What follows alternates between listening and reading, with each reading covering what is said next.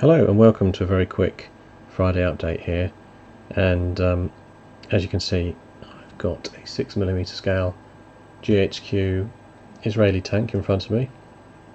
You see how small it is? It's on a steel base and it's connected to this Corsair engineering base at the moment.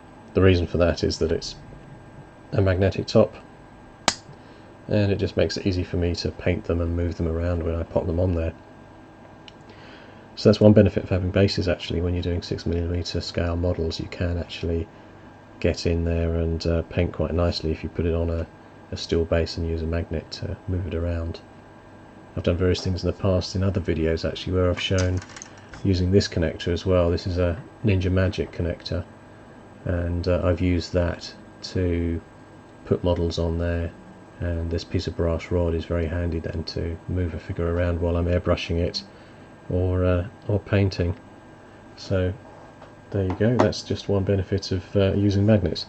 So just wanted to give a recap really on where I am with these. The bases aren't done, and you can see on here the tracks aren't done.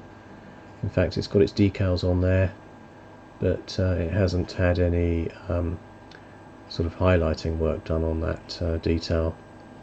And just as a summary, I started with the Israeli sand grey as a base, airbrushed on.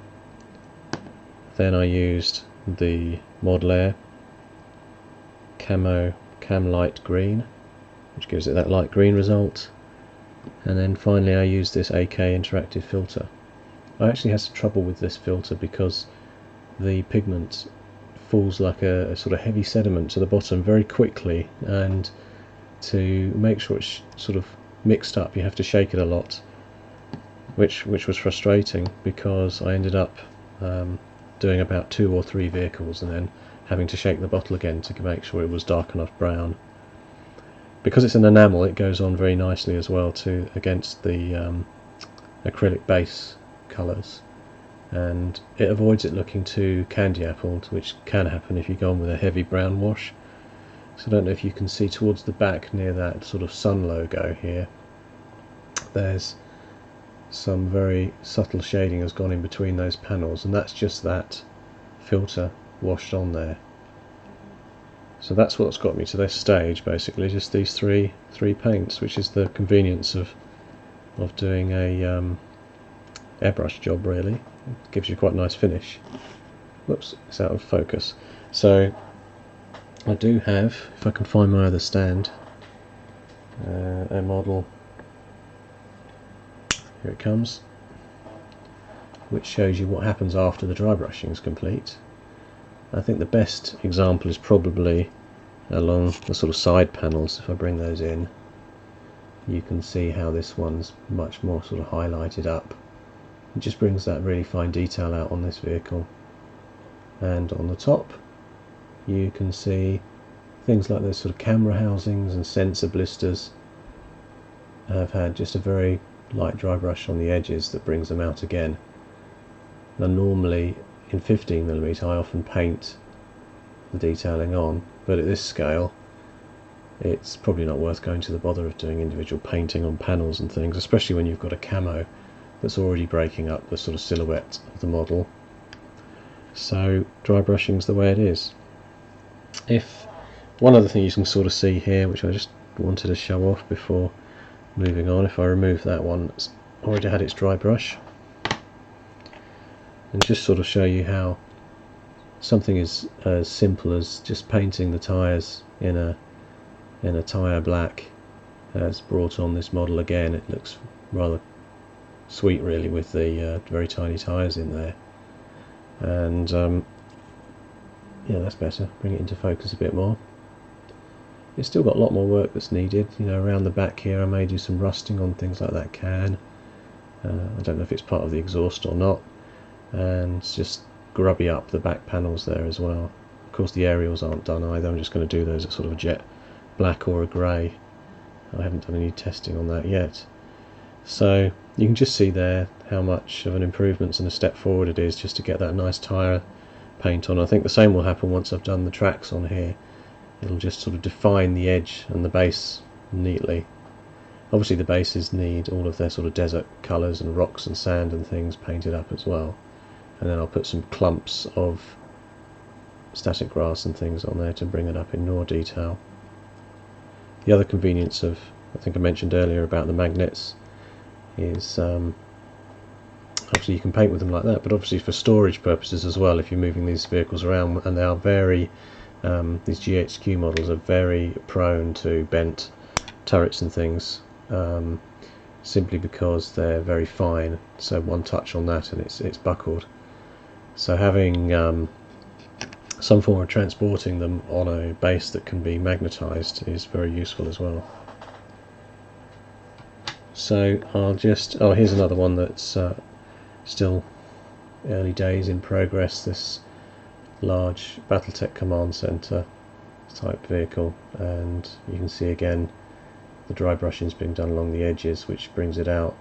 So I'll now show you the dry brushing. So it's using this Tyrant Skull Dry, which is kind of a, I think traditional sense you would say that was buff coloured, and you can see that it just looks like some sort of intestinal mess inside there at the moment.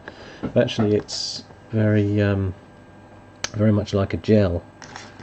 So if I show you that again and how I deal with it, what I would do is I would get my brush in and then pull a piece out and put it onto the tissue to paint with, and because it's already half dry, it's just one of their specialist ranges, it's easier to sort of use, more like a cream, and goes on the edges rather nicely. So I shall now get some out of there, hold that down. Oh, my brush here is a size 6, and it's a De La Roni, which is visible now, and you can see it has that sort of very flat end, and it's quite soft as well, so it's not a sort of stiff dry brush. And I shall pull some of the paint out now. You can see how it comes out. You're getting a super close-up view here of the paint. So it comes out sort of lumpy and almost dry already, and I've got some on the side of the brush. That's not good. So then I shift the model back. I would just use a piece of tissue paper like this and just draw it across. So like normal dry brushing, you sort of put it on a piece of tissue to dry the paint off the brush, and you can see there it's sort of left a kind of moistness on there, and you can see then the result of that, pulling it across the tissue, it leaves the paint on the highlighted areas. And I think this Games Workshop sort of gel substance, the dry paints, just makes it a little bit quicker to do, rather than having to keep pulling your a more wet paint across a piece of tissue paper. So you can see here, if I go along the side, it's good to have a soft brush. Getting closer, and how that detailing is just brought up. I'm not sure if you're getting all of that in.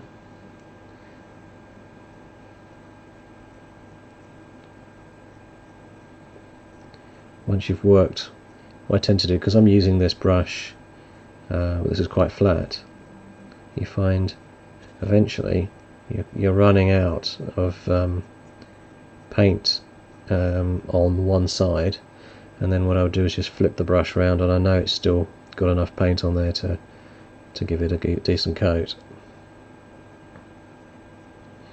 Where these GHQ models are amazing is things like this front section with all that detailing on there, and using this brush on there, it kind of is doing the job for you, as in those tiny nodules and details on that armour are actually bring the model together for you. You can see I'm working over there now.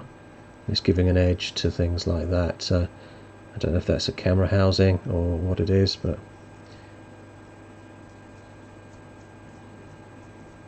and you know, it's worth taking your time. When I'm doing a lot of models, like I've got about 30 vehicles down here in front of me to do, I will speed up, but I'm just sort of showing you here my work as I go along.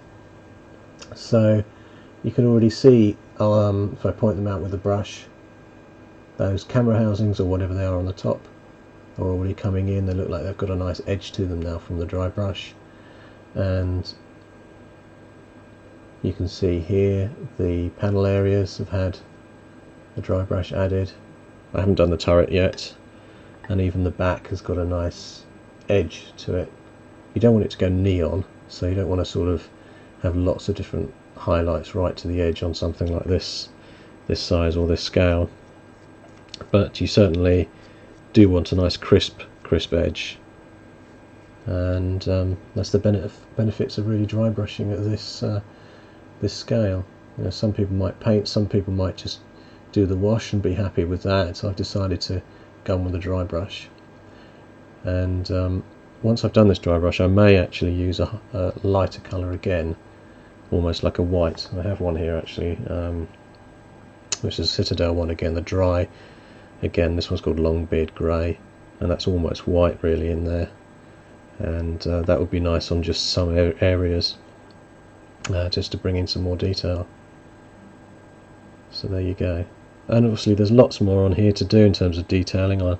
There's lights on the back, and again it's probably not realistic really to sort of paint these sort of glowing in the dark, but I'll probably put a red or a blue colour on there just to bring in the lights, and just adds detail. Because I'm doing this for a sort of sci-fi project, I'm not too worried about super realism.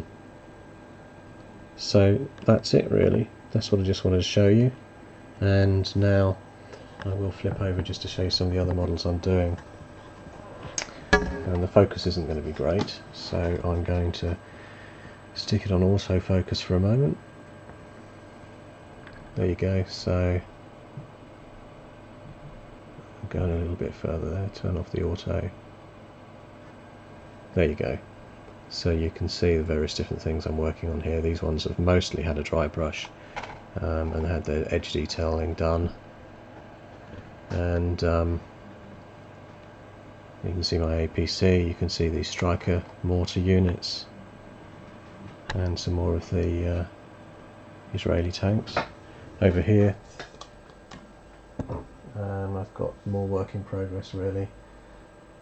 These all need a dry brush, so lots to do there. So thanks very much for listening in to what's been a really quick update, and hopefully I'll have some time again to show you some more of these and progress and any details I'm doing on there. I think I'm looking forward actually to doing some of the details, because I think they'll really bring them into focus, and they'll start snapping a bit more, these vehicles, once they've had tiny extra things. Anything could be done, like I don't know, if I pick up a striker, I'll give you a quick example. See if I can get it slightly in focus, but actually I'll go in a bit better with a bit of light. Put it on a base, and here you go. It's not focusing at all. Put the focus in a bit more. That's better. So you can see boxes and things along the side of these. If they're just painted in a slightly different colour and highlighted out, they'll look rather nice, I think.